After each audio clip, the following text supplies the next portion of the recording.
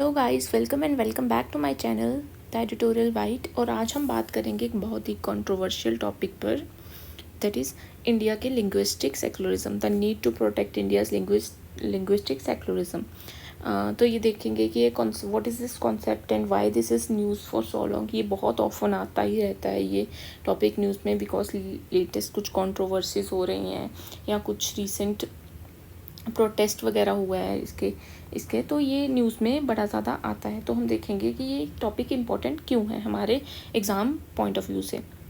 So let's start. क्या है introduction. India's diversity in religion and language is a key factor that uphold the secular character of the nation. India में इतनी ज़्यादा diversity है religion को और languages की भी, जिसकी वजह से इसको सेकुलर कैरेक्टर एक बोला गया हमारे नेशन को।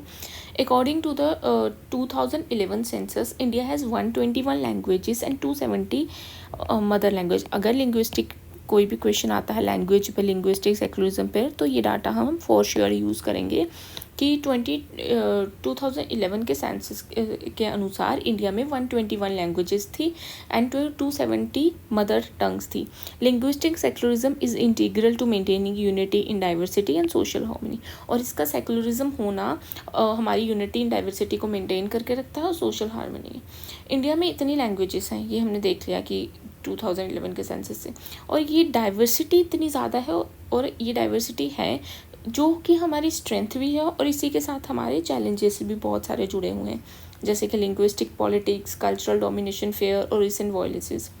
लिंग्विस्टिक सेकुलरिज्म का मतलब क्या है? ये बहुत सिंपल मतलब है कि स्टेट का किसी भी लैंग्वेज को इम्पोज ना करना और सभी लैंग्वेज को इक्वल रिस्पेक्ट करना, इसको हम सेकुलरिज्म बोलते हैं। ठीक है, जैसे हमारा रिलीजियस सेकुलरिज्म है कि कोई भी स्टेट, हमारी कंट्री ने कोई भी नेशनल रिलीजन अनाउंस नहीं किया है तो हम अपने अपने रिलीजन को इक्वल रिस्पेक्ट देते हैं और हमारी कंट्री इक्वली सब रिलीजन को रिस्पेक्ट देती है। वैसे ही लिंग्विस्टिक का भी मतलब है। ना डायमेंशंस क्या क्या इंपॉर्टेंट है यूपीएससी के लिए, जो हम अपनी बॉडी में लिख सकते हैं क्वेश्चन की, मेंस के आंसर की।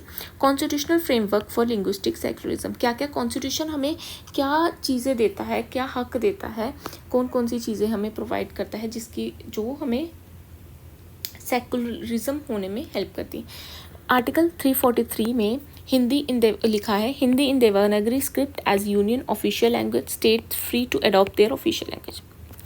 बोला है कि हम यूनियन की ऑफिशियल लैंग्वेज क्या है, देवनागरी स्क्रिप्ट हिंदी, लेकिन स्टेट के पास अपॉर्चुनिटी है कि वो कोई भी अपनी लैंग्वेज को अडॉप्ट कर सकते हैं ऑफिशियल लैंग्वेज।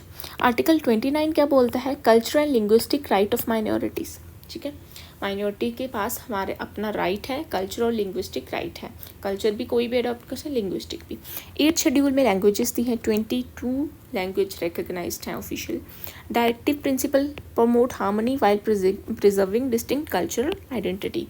हार्मनी को प्रमोट करना, बेशक हमारी इतनी डाइवर्सिटी है कल्चरल आइडेंटिटी में, उसके बावजूद उसके हार्मनी को एक बना के रखना। नाउ ये वाली जो आर्टिकल्स हैं ये हम मेंस में भी यूज़ कर सकते हैं, मेंस में तो करेंगे ही, प्लस प्रीलिम्स में भी याद रख सकते हैं कि कौन सा आर्टिकल क्या बोलता है। कभी कभी सिर्फ आर्टिकल पूछ लेते हैं, तो वो भी जैसे आर्टिकल 21 पूछा था 2024 के पेपर में, वैसे भी ये आर्टिकल ज़रूरी है अगर ये न्यूज़ में है तो। Significance of linguistic secularism. Linguistic secularism होने के क्या क्या सिग्निफिकेंस हमारी कंट्री के लिए? एक तो ये प्रिजर्व करता है यूनिटी इन डाइवर्सिटी। ये हमें पता है कितनी सारी लैंग्वेजेस हैं, हम एक लैंग्वेज को इम्पोज करेंगे तो वो क्लैशेस ही होंगे। तो हम क्या कर सकते हैं, सेकुलरिज्म से हमारी यूनिटी इन डाइवर्सिटी बनी रहेगी। Avoid domination by single language, की कोई एक सिंगल लैंग्वेज डोमिनेट नहीं कर सकती पूरी कंट्री पे। Cultural identity, every language represent heritage, literature and tradition. जैसे फॉर एग्जांपल महाराष्ट्र है, मराठी लैंग्वेज है, अलग कल्चर है। गुजरात है, गुजराती लैंग्वेज है, अलग कल्चर है, अलग लिटरेचर है, अलग सिग्निफिकेंस है। तो ये हमें प्रमोट करती है और रिप्रेजेंट करती है हमें नेशनल लेवल पे। Prevent linguistic majoritism, protect small linguistic, जो छोटे छोटे जो नेटिव जिनका मदर माइनॉरिटी में जो कम्युनिटीज़ हैं जो लैंग्वेज बोलती हैं, उनको प्रिवेंट करते हैं कि मेजॉरिटी वालों को उनको ओवरशैडो ना कर दें। अब चैलेंजेस क्या आते हैं? Imposition of Hindi, resistance from southern and north eastern state, अगर हम हिंदी इम्पोज करते हैं, ये एक चैलेंज आ रहा है कि साउथ इंडिया के जो लोग हैं या नॉर्थ ईस्टर्न को, वो इसको नहीं मानते कि हमारी हिंदी हमारी लैंग्वेज नहीं है, ठीक है। रीसेंट वायलेंस क्या, Maharashtra language debate link to identity politics, recent कोई वायलेंस हुआ है महाराष्ट्र में लिंग्विस्टिक इसको लेके, लैंग्वेज को लेके। Political instrumentalisation linking nationalism with Hindi foster division, ठीक है। नेशनलिज्म को किससे जोड़ना, हिंदी, जो हिंदी वाले लोग हैं वही नेशनलिज्म को प्रमोट करें, वही देशभक्ति के लिए ज़रूरी है हिंदी लैंग्वेज, तो वो सब चीज़ें इसको एक वॉयलेंट उसकी तरफ लेके जाती हैं। Globalisation pressure, cultural homogenisation threatening diversity, कि कल्चर को होमोनाइजेशन होना का हम एक जैसा बनाना चाहते हैं, जिससे हमारी डाइवर्सिटी को खतरा है, क्योंकि हमारी पहचान ही है unity in diversity. Way forward, respect diversity, क्या क्या हम स्टेप ले सकते हैं जिससे हमारी हार्मनी बनी रहे। Respect diversity, equal status for all languages irrespective of region. Policy measures, support regional language in education administration, promote multilingual education, tolerance and liberalism, education pillars to maintain secular fabric। तो ये सारी चीज़ें हम अपने छोटे छोटे पॉइंट बना के अपने आंसर में लिख सकते हैं, वे फॉरवर्ड में लिख सकते हैं, तो ये इम्पॉर्टेंट बन जाता है हमारे मेंस पॉइंट ऑफ व्यू से। So awareness and sensitisation,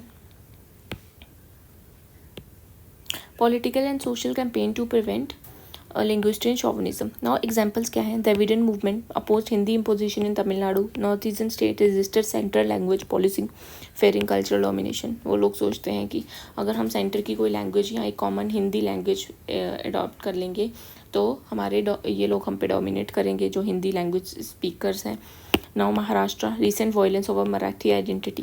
conclusion क्या लिख सकते हैं, linguistic secularism is vital for India's integrity and inclusivity. ये जो लिंग्विस्टिक सेक्युलरिज्म का होना बहुत ज़्यादा ज़रूरी है इंडिया की इंटीग्रिटी और इंक्लूसिबिलिटी के लिए।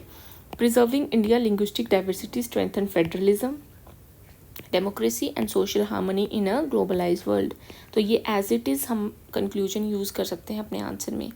नाउ द स्ट्रक्चर, ये किसके लिए ज़रूरी है, GS सेकंड के लिए, GS 1 के लिए, एंड ऐसे में भी हम इसके पॉइंट्स यूज़ कर सकते हैं।